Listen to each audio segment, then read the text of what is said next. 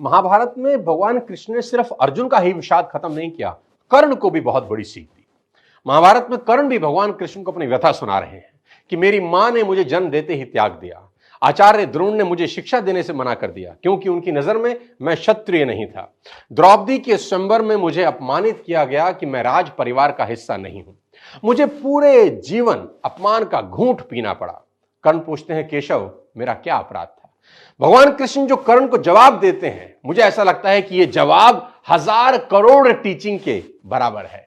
यह जवाब सीखने के बाद आदमी के पास हर सवाल का जवाब मिल जाएगा। जी हां, कृष्ण मुस्कुराते हैं और जवाब देते हैं कि हे सूर्यपुत्र, मेरा तो जन्म ही कारागार में हुआ। मेरे पैदा होते ही मृत्यु मेरी प्रतीक्षा कर रही थी। जिस रात मेरा जन्म हुआ उसी रात मेरे मां बाप से मुझे जुदा कर दिया गया और जहां पहुंचा वहां सब काम मुझे ही करने पड़े। गायें चराने से लेकर गोबर उठाने तक सब काम करता रहा। सिर्फ 2 दिन का था, मेरे ऊपर राक्षसों ने हमला कर दिया। मुझे बारंबार जान से मारने की कोशिश की गई। मेरा अपना सगा मामा मेरी जान का दुश्मन था। मेरे जीवन की चुनौतियां कहां कम थी। अन्याय जीवन भर मेरे साथ भी होता रहा। कृष्ण कर्ण को समझाते हुए बड़ी बात कह रहे हैं जो हमें सीखने की जरूरत है कि जीवन में आपका अपमान होता है, यह इंपॉर्टेंट नहीं है। इंपॉर्टेंट यह है आप उस अपमान का जवाब कैसे देते हैं। कर्ण जीवन भर अपने अतीत की कड़वाहट से भरे रहे, पर कृष्ण कभी अपने अतीत पर आरोप नहीं लगाते। कर्ण पीछे की ओर देखते हैं और कृष्ण आगे की तरफ।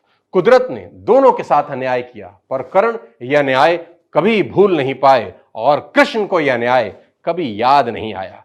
एक ने अपने आप को क्रोध के विष से भर लिया और हीन भावना से भर लिया और दूसरे ने स्वीकृति के अमृत से।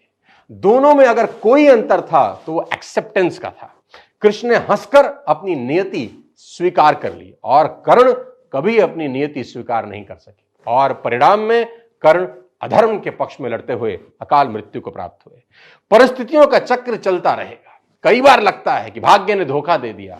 ये चुनाव हम पर है कि हम कर्ण की तरह रोएं या कृष्ण की तरह जीवन को उत्सव में बदल दें। जीवन में रोने के लिए नहीं, हंसने के कारण ढूंढने हैं, क्योंकि जीवन तो भगवान का भी कहां सरल था। जीवन है तो समस्या होगी ही।